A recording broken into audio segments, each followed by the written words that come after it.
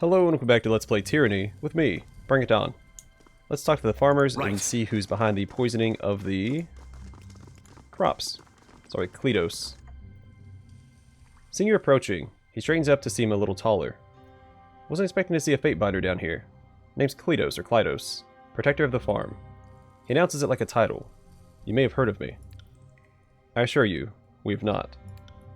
The entry skims through a few pages of notes. Not at all. So, you need me for something? Despite his armor, you can tell that he flexes his muscles. Tell me about yourself, Kyros, protector of the farm. Sunder born and raised.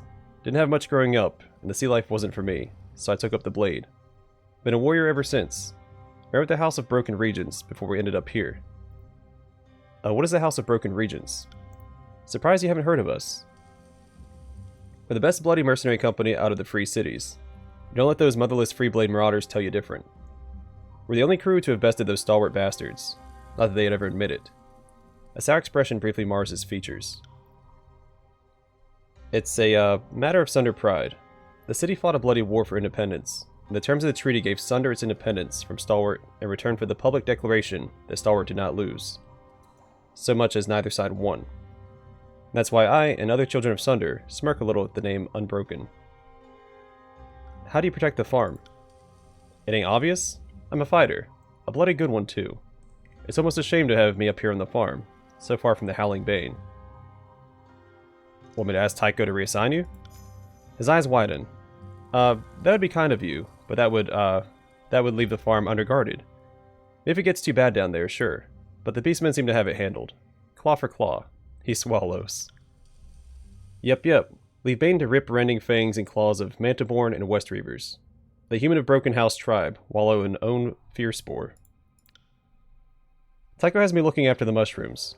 She keeps a close eye on everything around here. Bit too close if you ask me. And she's quick to remind me once I cock something up. Used the wrong water on the mushrooms once, and she up and decked me. Obviously I would have blocked it. He chops the air with an open palm, or dodged it. He jukes illustratively to the left. If I thought anything like that was coming. He clears his throat. Anyway, had a black eye for weeks. Not doing that again. No way, or no how, no way. Tycho mentioned that you've had problems with the crop. What now?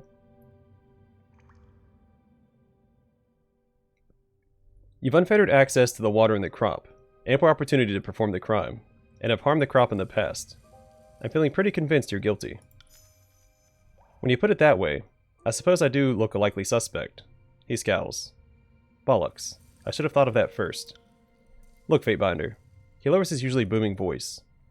The thing between the Tidecaster and the Forgebound, it's tearing the wound apart. More than just the crack down the middle of it, I mean. It's getting to where neighbors cross the well, not the road, exactly, but what passes for a road down here. Just to avoid talking to you. Master Jaspos is the man who knows how to be in charge. He designed the water filters, crafted us an armory, and raised bridges throughout the old walls. He's got a smithy and a whole host of Forgebound behind him. When this whole thing finally goes tits up, anyone not backing Jaspos will be a flipping nutter. So I figure the best way to keep things from getting too bloody is to sway people to Jaspos' side quick and early. Ask him what I can do for him. He has me wet the mushrooms with his stuff instead of Wagstaff's magic water.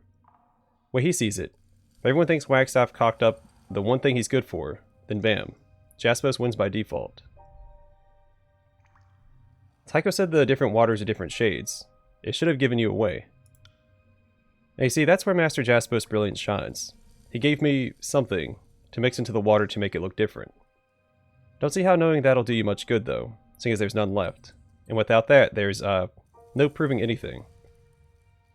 Do you really think sabotaging your own food source is a good idea? I hadn't given it much thought. He frowns and falls into silence, apparently rectifying that oversight. Then he shakes his head roughly. No, Master Jaspos wouldn't do lasting harm to the wound. He knows what's best, so I trust his plan, even if I lack its every particular. Well, this stops now. Stopped already, actually. Use the last of what Master Jaspos gave me just this morning. Can hardly hurt the mushrooms without that, can I? He smirks. Alright, we're done here. He blinks. Sure thing. And I promise, won't happen again. No need to pursue it further. Over and done with. So if there's one side that... Or if Jaspos is poisoning the crops on one side, I'm sure that Wagstaff is doing it on the other side. So let's talk to Lunette. Howdy, Fatebinder. To be honest, I didn't expect a courtly type like you to show up in this... a pee hole. Would have thought you'd have better things to do than check up on a few wilting greens growing in beast crap. What could I do for you? How did you end up in the wound? I came in, what, 2 years back? With the Freeblade Marauders. Been in the wound ever since. Who or what is a Freeblade Marauder? Nothing but the finest of the many fine mercenary groups out of the Free Cities. There's the Freeblades, the House of Broken Regents, a few others. Aren't the Bronze Brotherhood out of the Free Cities? The Brotherhood? Those freaking freaks can go freak themselves. Especially that Raderman, Ratterman, whatever his freaking name is. What a huge prick. And the crazy as a beast woman raised on bat crap. One of these days he'll lose his head to one of his own people. You mark my freaking words. What do you do around the farm? Well, I used to have patrol out in the ruins, keeping the entry free of any unwanted visitors, with Hillstrider and her crew. About a year ago, though, my darn fool husband didn't pull out in time, and the wound found itself another mouth to feed.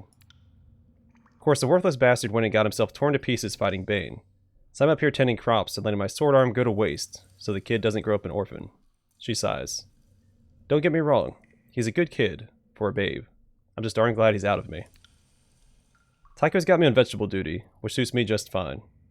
Don't know if it's some post-pregnancy bullcrap or something, but those creepy glowing mushrooms make me want to lose my lunch and dinner. She glances towards Tycho.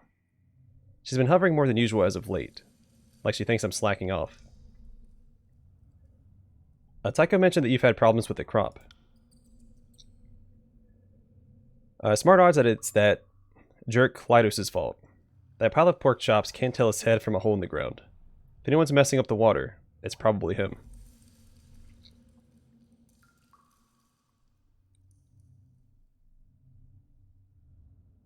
I'm gonna go with the highest check here. Grab her by the collar.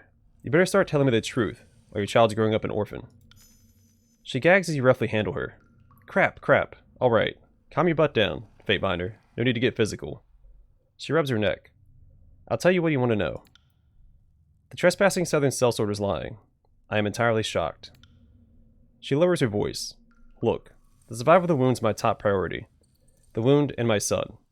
Since I can't be out there blade in hand, I want to be good and freaking certain the wound's being led by someone who can keep everyone safe. That's Wagstaff. He's got the experience, and he's got the sorcery.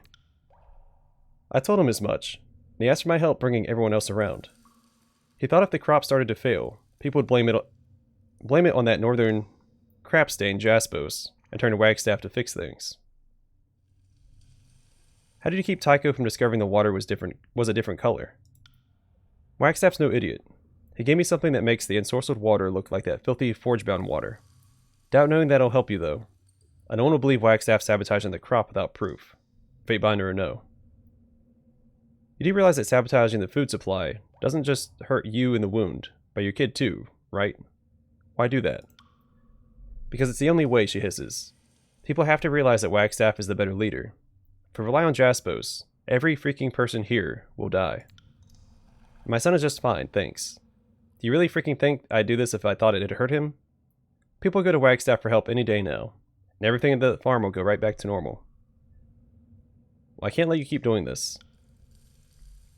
How exactly are you going to stop me? You don't know what I'm using or where to find it. You have no proof. If you try dispensing a little Fatebinder capital punishment without proof, they can find the whole wound against you. Well, don't worry. I'll find something to incriminate you. Knock yourself out. Alright, let's talk to Ocean's Fury. Smooth blue fur frames this massive beastwoman's flat face, her blunt snout wrinkling as she sniffs at you. Her skin, in those spots where you can see it, glistens, almost pearlescent. Her upper lip curls back to expose dagger-sharp teeth. Human smells of sky mystic power, of lightning forks and howling rains. She snorts. You look small and frail like careless whelp. The beastwoman at your side rises to her full height, chest thrust forward, and snarls at Ocean's Fury. Mana-born beastwoman knows not human who smells of Fatebinder. Alpha to kills in shadow. Can be forgiven for foolishness. Once. Fur bristling. Ocean's Fury glowers at kills in shadow. Shadowhunter calls human alpha. That perhaps human strength smells true. Or Shadowhunter gone weak from time away from tribe. For what does human disturb Ocean's Fury prowling vigil? I've seen a lot of different beastmen here. How many tribes call the wound home? One and more than one, like human tribes, but grown stronger in difference. One and more than one. What's that mean? One tribe called Woundkin hunts prey in Bastard's Wound. All beastwomen answer to Woundkin name. All did look to Reef Talon as Prima, before Reef Talon left into Old Walls. What tribes did they belong to before they all became Woundkin? Ocean's Fury and Reef Talon are Mana-born, first among tribes. She draws herself up proudly and thumps a closed paw against her chest. A Mana-born hunt sea as swift as sharks, range long coast from stalwart to seed. Rule ocean where humans bring no war. West Reapers have fur like rust. Range northern lands highest tier. Not many days from wound, towards sunset. Where humans fear tread, yep. She seems to consider the tribe. West Reapers best hunters in grasslands. Good hunters in mountains. She chuffs lightly. Poor hunters in sea salt. Stonestalkers small, but roam in large packs. Strong mystics know the stone song of Earthblood. Good hunters in mountains. Not as good any other place. A few others stalk with Woundkin. Chases Clouds and Gloom of Dawn. Katvana. Only few left. What was that about the tribe's differences? Her eyes narrow slightly. Each tribe knows its hunting grounds best. Mana-born best swimmers. Small stonestalkers climb quickest. Shadowhunters blend with the night and stalk with cunning. Simple. What do you mean by your prowling vigil? Ocean's Fury prowls, a wound farm. Hunts Bane with claws and fangs. Drives away trespassers with growls and knuckles. She points out to the vast gulf to the north. Old walls split down center like lightning fork stump. Bane slip across gulf. Ocean's Fury watches always. The crops are sick. Have you seen anything unusual around the farm? She chuffs, scratching her heavily muscled torso with a webbed paw. Ocean's Fury prowls farm on hunt for Bane. Bane come from Old Walls, not farm. Still, Beastwoman does see things that pass. See small broodmother, and slow human sneak the farm when human called Tycho looks elsewhere. Can you tell me more about the small broodmother? Small broodmother waters green prey food. She lurks near tumble-down stones at entrance light. Hides a thing there, where when no others see. The slow human, big and heavy, smells of hot metal.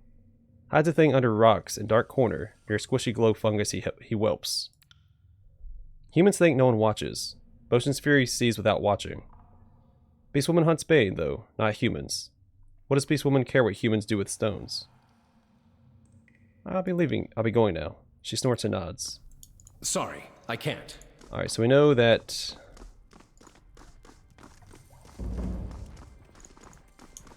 Kyros over here hides something up here. Right there. I don't remember where she said... Let's see, what is this? Discolored ash. This ash is still slightly warm to the touch. The color has been changed, likely through magical means.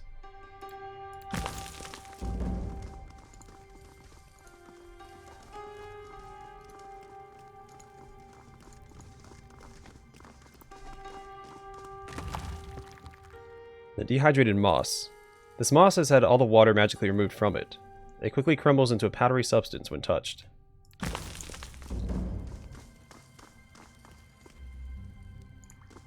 Let me just double check. I think that's all the named NPCs here.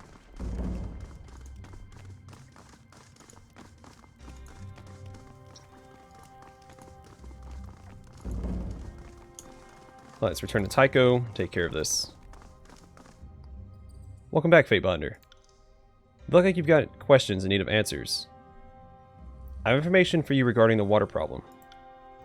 That's some sorely needed news, Fatebinder. Well, spit it out. What did you dig up? Jaspos and Wagstaff are both responsible for the failing crops. Surely you kid. There's no way they're both wrapped up in this.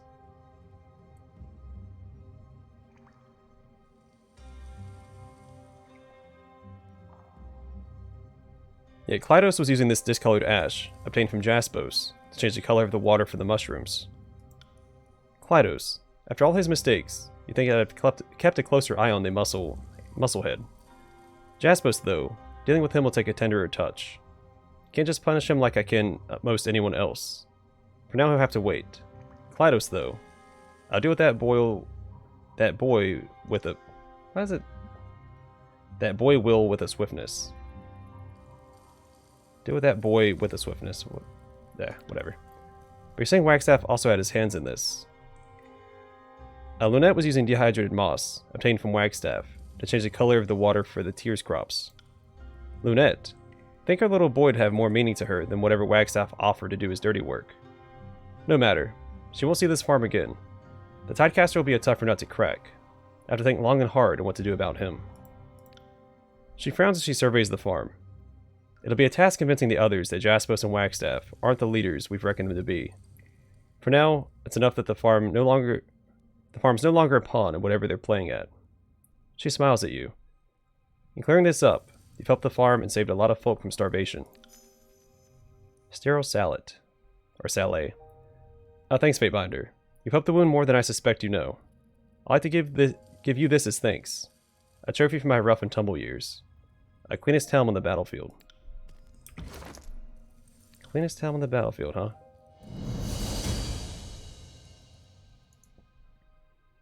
Immunity to poison and degenerating. Though the causes remain a mystery, physicians and metallurgists of the tiers in North alike recognize that copper and its alloy bronze resist slimes and molds better than many other materials, and food and water containers are made of the materials by those who can afford such. This helm seems made with advantageous property in mind. An artisan has inlaid copper sigils of healing and protection in this otherwise bronze-forged helm. It veritably glistens with preternatural spotlessness. How does it compare? Doesn't quite match. It looks kind of cool, though. I prefer the crest. I mean, the immunities are pretty good, so maybe I'll just swap to this. Again, it doesn't quite match, but... it actually kind of sticks out like a sore thumb.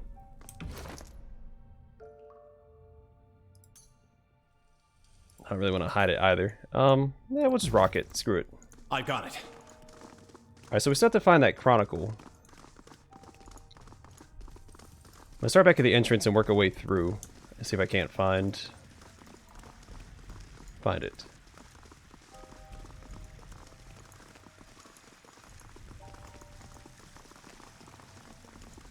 Sorry, I can't.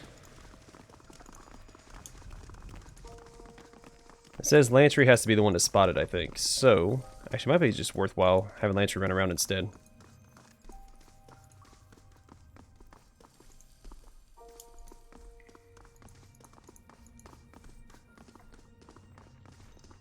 Because it was a chronicler who hit it, and he himself is a chronicler, so he would be the one that, I wonder if he has anything to say. They always come back. Kyros grins widely. No.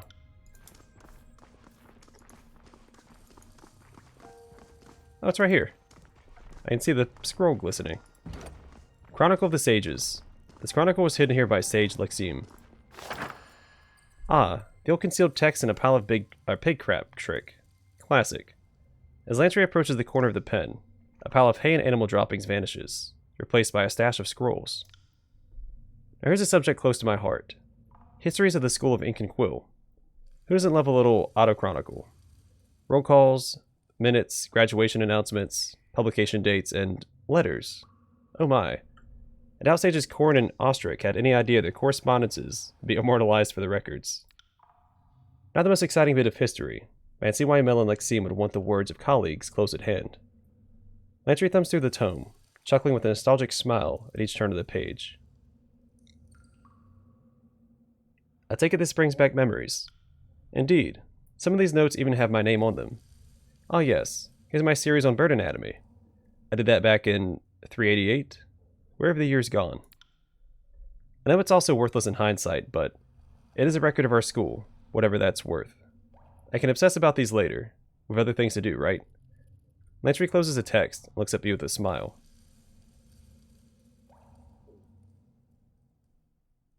Now we can pause. I'll look around while you have a read. How can I say no to that order? With a smug grin, the old sage dives into the texts. Several minutes pass as Lantry pores over the pages. Strange. All these names of dead people. Good riddance to some. Others, our loss. Kyros' loss.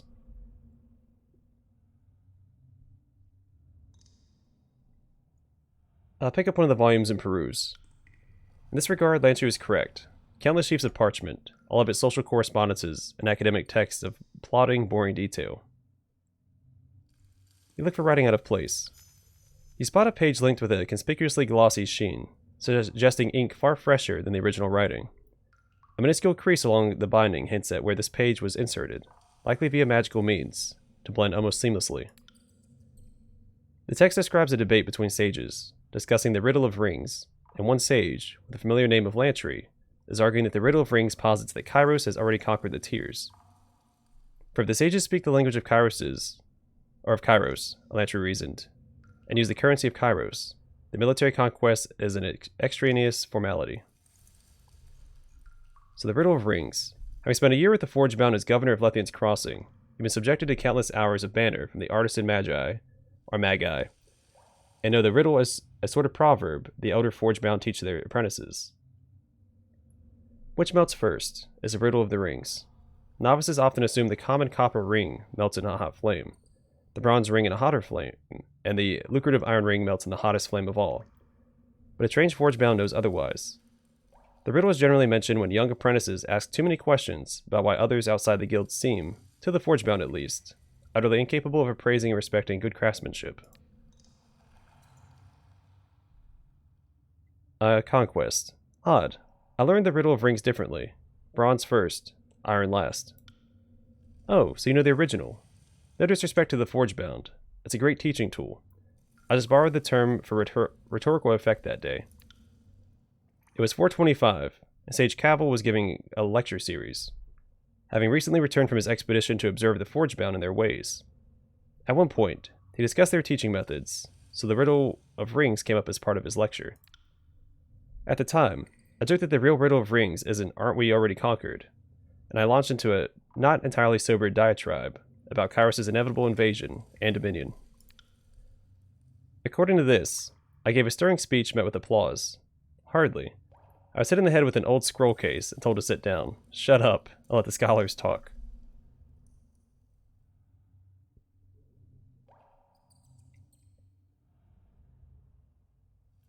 You could correct the record.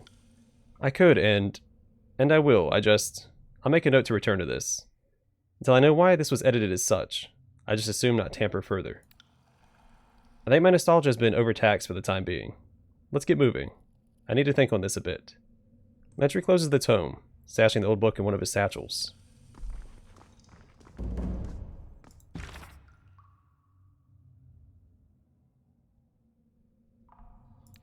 So I guess the rest of them are supposed to be in the actual old wall section, where the Bane are, I suppose. I'm hoping I didn't walk past any. Because that one was not the easiest to spot.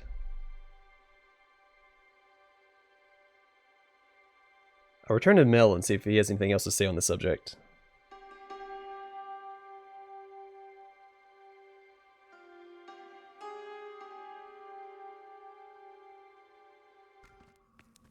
So I'm hoping, down where we dealt with Tonvase and Intimate Moniker, there weren't any.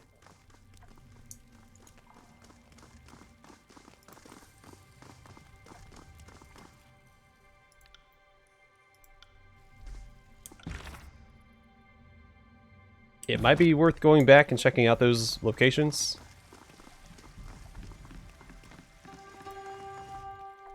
Just to be safe. I mean, they're clear of enemies, so I can just run through them real fast.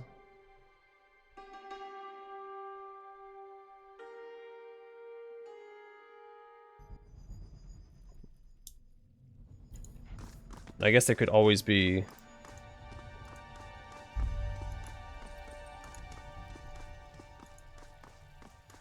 some hidden in this in the Bastard's Wound itself. I'm hoping that's not the case, but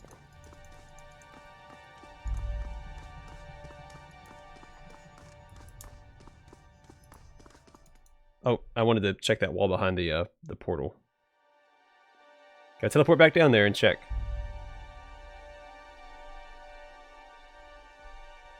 Because there were some suspicious looking nooks and crannies down there.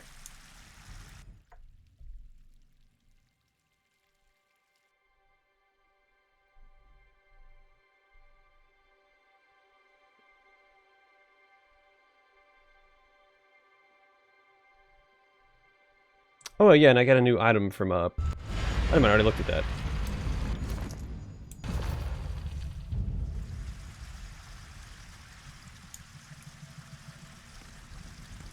Of course. We'll just send Lantry ahead and check around.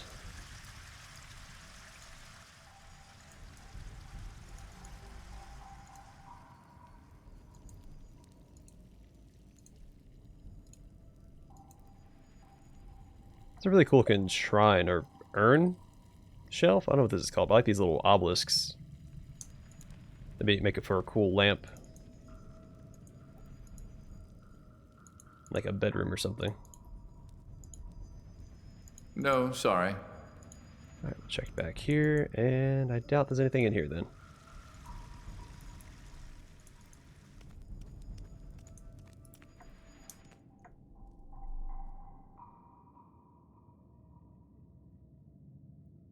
Alright, I'm not going to fret about it anymore. We'll just head into the Eastern Old Walls, because I think that's where our quest takes us. I do wonder if I can confront Jaspos and Wagstaff about the poisoning of the crops. Something tells me you can't. At least not yet. It might come up as evidence later, when I guess we have to actually decide on a leader. Let's see. Ah, Fatebinder. I've been meaning to speak with you. I don't suppose you've seen Insipid Moniker, my rather foul-mouthed apprentice. The man eyes you carefully, stroking his chin as he assesses your face. She's missing, and any knowledge you have of her would be most welcome. Apologies. I know not where she is. He looks your face over carefully, hunting for signs of deceit on your face, but unable to see through your practiced nonchalance. You're the only outsider we've had since Telesofia and her gang, so you understand why I have to ask. What else do you want of me? I'm aware of the efforts to undermine the farming efforts. It's a lot of efforts. Whatever it is you think you're accusing me of, I assure you, I think you have the wrong man.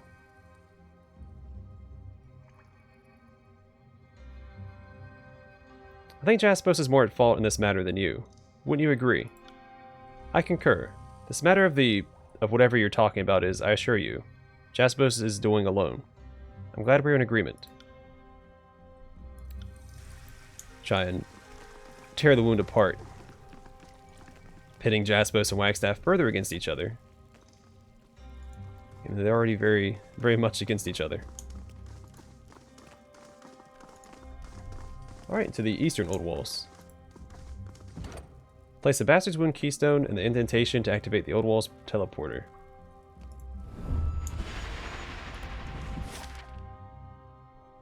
Darkened Hollow. Oh, these have descriptions. Alright, so Cairn's Passage. Caverns riddle the mountains behind the Shattered Bastion, home to exotic fungi and sightless fauna. The naturally formed caverns are indistinguishable from those forged in Cairn's Rage. The Bastard's Wound itself. The central settlement of the Bastard's Wound is less a town than a ramshackle collection of tents. Beastmen nest in reclaimed Old Walls chambers. Oh, sorry, that was one whole sentence. I thought it was a period. The refugees have erected sturdy stone bridges over the large chamber's many waterways, and faint light makes its way down from the fractured old walls above. And the Bastard's Wound Farm. Through a cunning use of filtered water and natural fertilizer, the settlers have established a small farm in one of the larger fractured outcroppings, higher in the old walls. Perched on the edge of the abyss, and accessible otherwise only by arcane teleportation, the farm is surprisingly defensible. In Darkened Hollow, these halls, though only lightly damaged, receive little light from above. They've been largely flooded by the water filtering into the ancient depths. Slick floors, sunken chambers, and the bane make travel here wildly dangerous.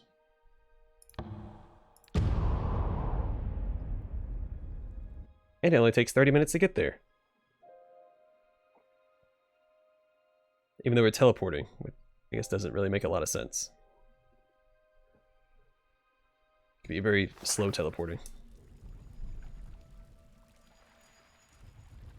Uh-oh. Our stuff is done.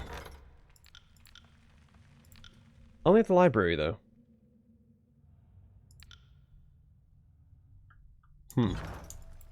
Alright, well regardless, I'm going to call the episode here. In the next one we'll begin exploring the Darkened Hollow, which I suppose is the Old Walls proper, and see if we can't find Reef Talon.